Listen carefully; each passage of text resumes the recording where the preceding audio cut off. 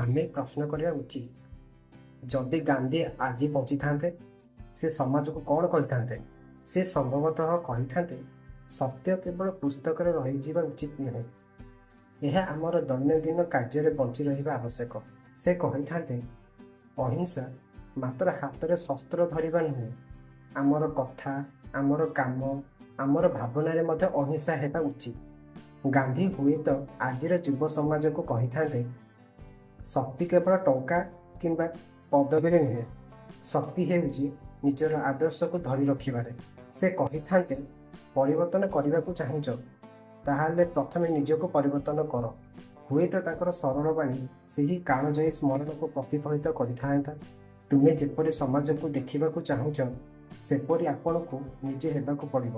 ତାହେଲେ ପ୍ରଶ୍ନ ହେଉଛି ଆମେ ଆଜିର ଲୋକେ ଗାନ୍ଧୀଙ୍କ କଥାକୁ ଶୁଣିବାକୁ ପ୍ରସ୍ତୁତ କି?